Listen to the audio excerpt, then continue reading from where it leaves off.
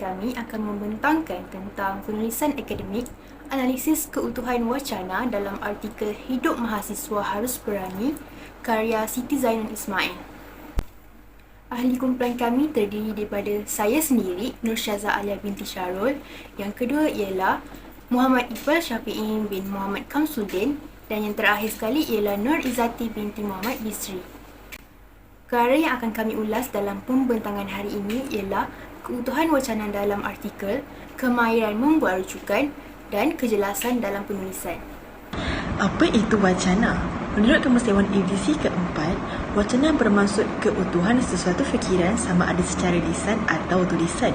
Manakala menurut Asma Haji Omar pada tahun 1982 dalam Harina PIN 2016 menegaskan bahawa wacana ialah unit bahasa yang melebihi batas hubungan-hubungan pada perkembangan fikiran yang berturutan.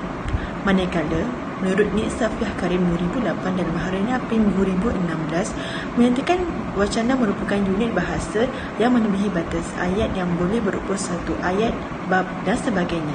Di dalam topik keutuhan wacana terdapat 5 aspek, iaitu keutuhan semantik, keutuhan leksikal, keutuhan gramatikal, keutuhan fonologi dan akhir sekali aplikasi dalam penulisan ilmiah. Yang pertama, bagi keutuhan semantik, ia bermaksud kajian berkenaan dengan makna sesuatu perkataan, frasa dan ayat dalam sesuatu bahasa yang digunakan dalam komunikasi lisan atau tulisan. Keutuhan semantik ini terbahagi kepada dua, iaitu hubungan semantik dengan bahagian-bahagian wacana dan yang kedua pula ialah kesatuan latar belakang semantik. Antara hubungan semantik dengan bahagian-bahagian wacana yang terdapat di dalam artikel ialah yang pertama, hubungan sebab dan akibat. Contoh ayat yang terdapat di dalam artikel ialah keringat basah sudah mengguyur, tapak kaki sudah berdenyut, hampir melepasi kawasan kampus Gajah Mada. Tiba-tiba, kaki saya terjelupuk dan tubuh melungsur ke bawah. Di sini kita dapat lihat bahawa ayat pertama merupakan punca kepada ayat kedua, iaitu ayat pertama kaki penulis basah dan yang kedua pula menyebabkan penulis jatuh terjelupuk ke bawah. Yang kedua pula ialah hubungan sebab dan hasil. Contoh ayatnya ialah temanya wayang kulit, arca Prambanan dan Borobudur. Penjual perempuan menggendong bakul jamu di tepi jalan Malioboro yang memang digemari oleh pelancong barat dan Jepun. Itulah rezeki pelajar kembara di rantau orang. Kita dapat lihat bahawa ayat pertama merupakan sebab dan yang kedua ialah hasil daripada penjualan perempuan yang menggendong bakul jamu di tepi jalan Malioboro. Yang ketiga pula ialah hubungan sebab dan tujuan. Contoh ayatnya ialah dengan wang lukisan hasil jualan pameran bulan Februari 1969 di Shah Motel, sebahagiannya dibawa ke Jogja. Saya terus membuka akaun di Bank Negara Indonesia. Di sini kita dapat lihat bahawa dengan hasil jualan lukisan dia, penulis dapat membuka akaun di Bank Negara Indonesia. Jadinya tujuannya ialah untuk membuka akaun bank di Indonesia. Seterusnya ialah hubungan syarat dan hasil. Sebagai contoh, ayat celah Aki, ya kalau untuk menjadi seniman, pelukis harus mengalami pahit maung. Itulah rangsangan kreativiti atau lukisan bisa terjual. Maksudnya dekat sini syarat untuk menjadi seniman ataupun pelukis kita kena hadapi pahit dan manis kehidupan. Barulah hasil dia kita dapat menjual lukisan yang mempunyai kreativiti. Baiklah, hubungan yang kelima ialah hubungan latar dan kesimpulan. Contoh ayatnya ialah semasa tiada di kuliah, saya pun melakar di studio Pak Amri Yahya yang berada di seberang jalan kampus Asri. Beliau juga lulusan Asri menjadi dosen sambilan. Seterusnya ialah hubungan perbandingan. Contoh ayatnya ialah kalau selama ini penari Jawa harus kecil mulik dengan potongan ramping, tetapi Pak Bagong yang pernah mengikuti kumpulan Martha Graham menampilkan watak penari yang sihat dan gempal. Hal ini amat bertentangan dengan gerak tari keraton yang menata gerak tubuh langsing dan luas. Di sini kita dapat tengok perbandingan tubuh badan penari yang selama ini ramping, tetapi bila Pak Bagong ni pergi ke Amerika, dia nampak watak penari tu sihat dan gempal. Seterusnya ialah hubungan memperkuatkan isi. Hubungan ini apabila ayat yang selepasnya itu menerangkan salah satu perkara dalam ayat sebelumnya. Contoh ayat ialah, terdengar ketukan pintu tapi saya tidak pedulikan. Kemudian pintu ditolak keras dan lampu bernyala. Saya tersengih melihat Raka yang terkebil-kebil memandang saya tenang di kerusi. Di sini kita dapat lihat bahawa penulis ingin menerangkan tentang pintu. Jadi ayat memperkuat isi ialah ayat yang kedua. Dan akhir sekali, bagi hubungan semantik dengan bahagian-bahagian wacana di dalam artikel ini ialah hubungan aditif.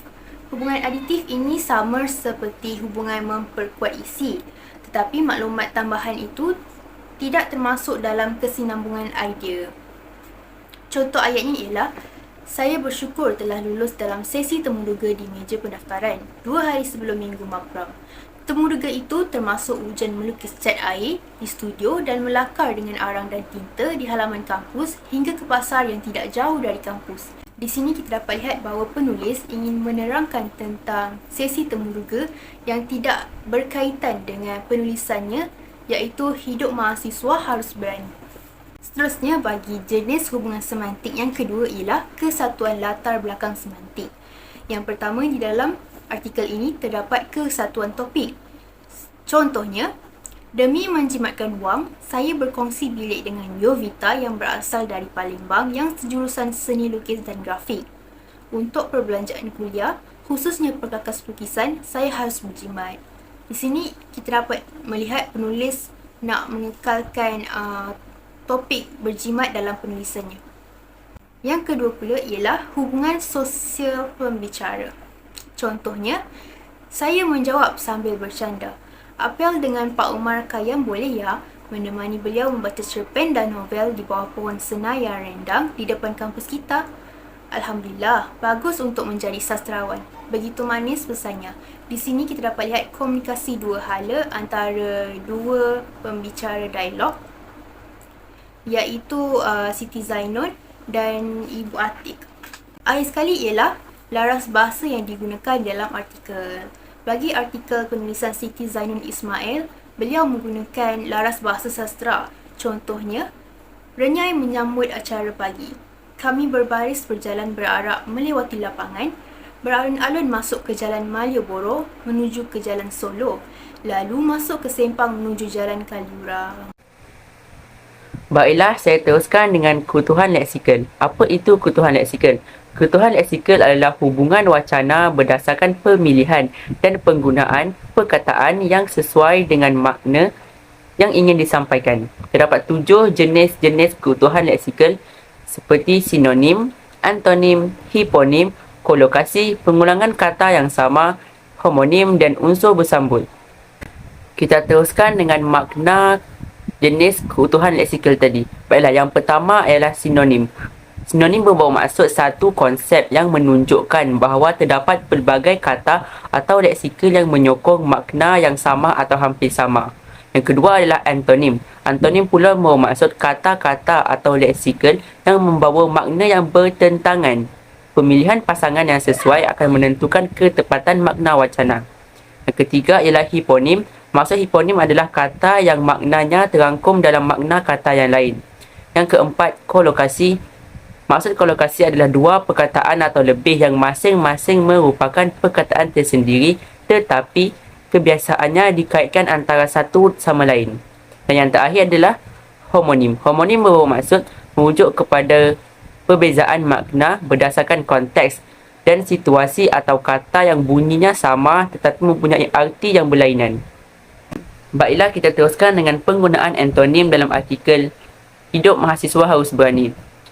Ayat yang pertama ialah pemandangan mepram tersorot ke arah mahasiswa-mahasiswi yang beratur di halaman depan kampus. Mahasiswa bermaksud penuntut yang menuntut di universiti sama ada lelaki atau perempuan, manakala mahasiswi bermaksud penuntut wanita yang menuntut di universiti. Pada ayat yang kedua pula ialah topik itu sesuai bagi menghindari cuaca panas atau hujan. Panas atau hujan merupakan dua cuaca yang sangat berbeza seperti kita ketahui. Kita teruskan dengan penggunaan pengulangan kata dalam artikel tersebut. Penggunaan pengulangan kata terdapat dalam ayat kami berbaris berjalan berarah mendapati lapangan, beralun-alun masuk ke jalan Malioboro menuju ke jalan Solo, lalu masuk ke simpang menuju ke jalan Kaliurang. Inilah detik-detik kerana kami akan berarak jalan kaki untuk menuju ke daerah pegunungan Kaliurang. Penulis menggunakan perkataan menuju sebanyak 3 kali dalam ayat ini. Contoh lain yang terdapat dalam artikel adalah pada ayat, kelengkapan berupa topi anyaman daripada bekas tampi bulat, seakan-akan topi petani atau nelayan. Topi itu sesuai bagi menghindari cuaca panas atau hujan. Di sini juga penulis menggunakan 3 kali perkataan topi. Dan contoh yang terakhir adalah pada ayat, saya bersyukur telah lulus dalam sesi temuduga di meja pendaftaran 2 hari sebelum Minggu Mepram. Temuduga itu termasuk ujian melukis cat air di studio dan melakar dengan arang dan tinta di halaman kampus hingga ke pasar yang tidak jauh dari kampus. Semua karya temuduga telah disahkan. Pada ayat ini, penulis menggunakan perkataan temuduga sebanyak 3 kali. Seterusnya, penggunaan kolokasi dalam artikel tersebut. Terdapat pada ayat, kami akan dimasukkan ke bilik gelap, terpapar bayang mengerikan, terjeklah si penakut. Dan yang terakhir adalah penggunaan sinonim. Terdapat pada ayat, mujur saja ucapan Rektor Bapa Abbas Ali Bashar tidak berjela-jela kerana hujan gerimis mula merenyai. Terucap juga ungkapannya, kita dikunjungi Puteri Malaysia yang pertama mencari ilmu di Asri. Di sini kita dapat lihat ucapan dan ungkapan merupakan 2 perkataan yang bermaksud yang sama. Keutuhan wacana yang ketiga pula adalah keutuhan gramatikal. Wacana berkualiti mesti memperlihatkan hubungan berdasarkan binaan tata bahasa dapat dilihat daripada penggunaan penanda gramatis. Terdapat 3 jenis keutuhan gramatikal. Yang pertama adalah kata hubung, yang kedua kata rujukan atau penggantian, dan yang ketiga elipsis. Kata hubung. Kata hubung berfungsi menjalinkan perkataan dengan perkataan, frasa dengan frasa, klausa dengan klausa dan ayat dengan ayat. Terdapat 3 fungsi kata hubung. Yang pertama adalah sebagai huraian. Contoh perkataannya adalah di samping itu, seterusnya, tambahan pula dan lain-lain. Fungsi yang kedua pula adalah sebagai pengembangan idea. Contoh perkataannya ialah seperti, dan, oleh itu, hal ini demikian kerana dan sebagainya. Dan fungsinya yang terakhir adalah sebagai penambahan. Contoh perkataannya adalah kemudian, selepas itu, berikutnya dan lain-lain. Contoh kata hubung yang terdapat dalam artikel tersebut adalah pada ayat, perempuan berkemeja lengan pendek dan berseluar skirt putih paras lutut. Perkataan dan merupakan kata hubung. Contoh yang kedua pada ayat, terdengar ketukan pintu tapi tidak saya pedulikan. Kemudian, pintu ditolak keras dan lampu bernyala. Perkataan kemudian dan perkataan dan merupakan kata hubung juga. Dan contoh yang terakhir ialah, saya memilih kawasan itu untuk melakar kerana ramai rombongan pelancong barat yang suka membeli lukisan kecil. Perkataan kerana merupakan kata hubung untuk menguraikan sesuatu perkara. Seterusnya adalah kata rujukan atau penggantian. Kata rujukan atau penggantian membawa maksud proses menggantikan unsur bahasa dengan unsur lain seperti kata ganti nama, kata kerja dan klausa. Ia berfungsi untuk mengelakkan pengulangan terhadap sesuatu maklumat daripada penyataan yang diberikan. Contoh kata rujukan atau penggantian yang terdapat pada artikel adalah pada ayat, Akademi Seni memang banyak menampung siswa kaya yang berkuliah isingan. Umumnya, pada awal sesi, mereka mendaftar sama ada dalam bidang perniagaan, ekonomi atau sains teknologi. Mereka bakal menyambung usaha niaga keluarga kaya. Kehidupan mewah begitu ketara dan sering bolos kuliah. Mereka gagal lalu memilih Asri. Pada ayat ini, penulis menggunakan perkataan mereka untuk merujuk kepada siswi kaya untuk mengelakkan berlakunya pengulangan kata pada ayat tersebut. Yang terakhir adalah elipsis. Apa itu elipsis? Elipsis membawa maksud unsur pelenyapan kata untuk mengelakkan pengulangan maklumat dalam ayat seterusnya. Pengukuran kata atau frasa yang telah dinyatakan dalam ayat sebelumnya. Contoh elipsis pada artikel adalah pada ayat, tiba giliran si Siti kecil. Masuk terus memejamkan kelopak mata sambil tersenyum dan terabah kursiwatan terus duduk. Di sini penulis menggunakan perkataan sambil tersenyum untuk menerangkan si Siti kecil yang sedang tersenyum. Contoh yang kedua pula adalah pada ayat, Inilah detik getir kerana kami akan berarak jalan kaki untuk menuju ke daerah pegunungan Kaliorang. Akan dikerjain para rakan kakak terhadap mahasiswa baru. Di sini penulis tidak menggunakan perkataan mereka pada ayat yang kedua. Sepatutnya penulis menggunakan perkataan mereka, iaitu mereka akan dikerjain para rakan. Tapi penulis menghilangkan perkataan mereka dan terus menggantikan dengan perkataan akan dikerjain para rakan. Yang terakhir ialah keutuhan fonologi. Ianya dapat dilihat dari segi hentian suara, nada suara dan intonasi suara. Intonasi dapat menimbulkan hubungan semantik antara bahagian wacana serta berperanan penting sebagai penanda, pemisah, frasa serta struktur ayat. Nada suara pula bertujuan membezakan ayat yang diujarkan berdasarkan situasi tersebut. Manakala, hentian atau kesenyapan suara pula berperanan sebagai perbandingan pada ayat yang sama namun membawa makna yang berbeza. Dalam wacana tulisan, alat-alat tersebut adalah seperti tanda nokta, koma, tanda soal dan sebagainya. Manakala, bagi wacana lisan pula, melalui ekspresi wajah serta gerakan tangan dan badan. Contoh bagi keutuhan fonologi ialah tiba-tiba kaki saya terjelepuk dan tubuh melungsur ke bawah. Terdengar suara garau. Hoi, anak Malaysia jatuh pengsan tu. Saya masih mendengar laungan itu.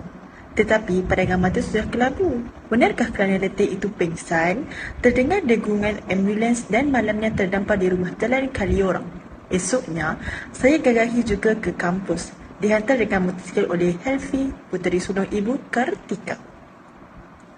Di sini kita boleh mendapati bahawa terdapat tanda-tanda baca yang digunakan di dalam ayat seperti koma, tanda nokta, tanda seru, tanda soal dan sebagainya. Berdasarkan penggunaan tanda baca di atas menunjukkan ia mengandungi kesenyapan dan mengandungi nada yang berbeza bagi setiap tanda baca tersebut. Seperti contoh, nada bagi ayat penyata ialah kaki saya terjelepuk dan tubuh melungsur ke bawah. Manakala nada bagi untuk ayat tanda soal, benarkah kerana detik itu pengsan? Ia menunjukkan intonasi dan nada suara digunakan berbeza bagi setiap penggunaan tanda baca tersebut. Seterusnya, saya akan menerangkan tentang kemahiran membuat rujukan menggunakan sistem APA. Menurut Fagley 2003, gaya American Psychological Association (APA) merupakan gaya yang paling digemari terutamanya dalam disiplin sains sosial dan pendidikan.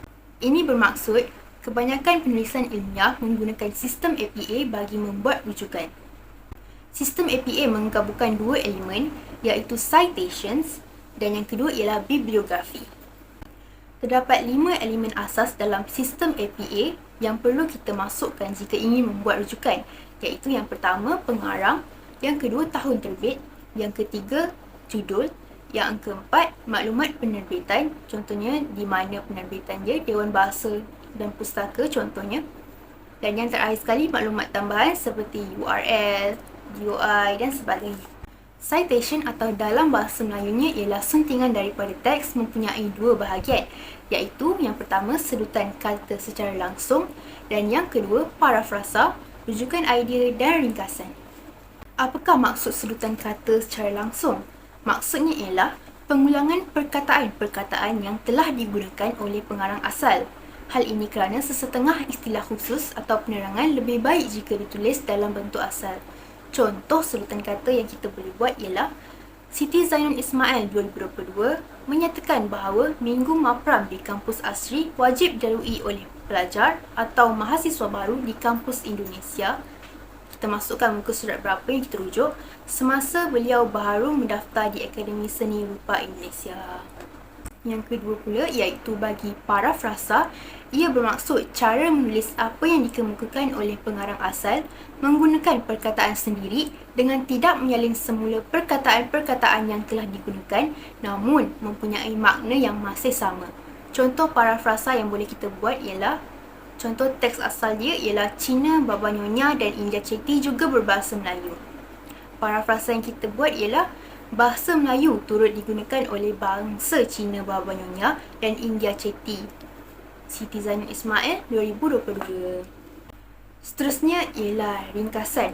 Ringkasan ini sama seperti parafrasa, namun ia melibatkan sebahagian besar keseluruhan perenggan ataupun artikel yang kita rujuk. Malah, ringkasan hanya memerlukan kita untuk menghuraikan idea-idea utama yang terdapat dalam teks-teks yang kita rujuk dengan menggunakan cara penulisan sendiri. Kebanyakan penulis menggunakan dua kaedah ini, iaitu parafrasa dan ringkasan, kerana ia lebih menunjukkan bahawa mereka faham dan dapat mengolahkan idea sendiri menggunakan idea-idea utama terhadap teks-teks yang mereka rujuk. Selanjutnya, kedua-dua kaedah ini lebih fleksibel dalam menggabungkan idea-idea daripada sumber asal ke dalam cara penulisan kita sendiri. Terusnya, kita masuk ke dalam kejelasan dalam penulisan. Kejelasan yang dimaksudkan ialah mudah difahami serta mudah dibaca atau membawa maksud yang jelas kepada sesuatu perkara. Kejelasan turut membawa definisi tidak kabur dari segi perkataan maupun ayat itu sendiri. Antara ciri-ciri kejelasan artikel ialah menggunakan bahasa formal, pembinaan ayat yang tepat serta jelas dan sebagainya. Setelah kami menganalisis artikel Hidup Mahasiswa Harus Berani, kami mendapati kejelasan berdasarkan artikel tersebut ialah: yang pertama, terdapat koheren dan kohesi di dalam artikel. Yang kedua, bahasa yang digunakan dalam artikel dapat difahami dengan jelas. Seterusnya, penyusunan ayat di dalam artikel memenuhi kriteria ciri-ciri wacana. Manakala yang terakhir sekali ialah perkayaan cerita di dalam artikel sangat teliti serta relevan. Mari kita telusuri koheren. Apa itu koheren? Koheren merupakan perkaitan antara satu bahagian dengan bahagian lain sehingga kalimah memiliki kesatuan makna yang utuh. Menurut Garaf 1985 dalam Arif Kurniatama 2018 menyatakan bahawa koheren adalah hubungan yang jelas antara unsur yang membentuk ayat. Penulisan koheren yang bersifat jelas akan memudahkan pembaca memperolehi pemahaman yang sama dengan kehendak dan tujuan pengarang tersebut. Koheren boleh didapati dengan dua cara, iaitu perenggan dengan perenggan serta ayat dengan ayat. Contoh yang pertama koheren dalam artikel ialah ayat dengan ayat. Kuliah wajib sejarah, falsafah Jawa termasuk falsafah timur dan barat, sains sosial dan agama memang menyenangkan saya sebagai pelajar seni. Malah, dalam kuliah rasmi ini juga, kami wajib lulus dan juga harus menulis esei 10 halaman. Saya menyenangi kajian falsafah keindahan seni budaya Jawa dengan menyerut gerak tarian serimpi gubahan Bagong Kusia Diaraja. Di sini kita boleh mendapati bahawa ayat demi ayat mengandungi perkaitan yang sama serta memiliki keutuhan yang sama. Penanda wacana yang digunakan dalam koheren bagi contoh ayat dengan ayat ini ialah malah. Ini menunjukkan bahawa perenggan yang terdapat dalam artikel ini mengandungi keutuhan makna yang utuh serta kesepaduan di antara setiap ayat dengan ayat. Manakala, koheren boleh juga didapati melalui perenggan dengan perenggan. Melalui petikan yang saya lampirkan di dalam slide, perenggan satu dan perenggan dua menunjukkan kesinambungan yang utuh. Perenggan satu menceritakan mengenai mapram, iaitu masa prabakti mahasiswa yang wajib dilalui oleh semua mahasiswa baharu. Di perenggan kedua juga, beliau turut menceritakan minggu papram yang berlaku di kampus Asri.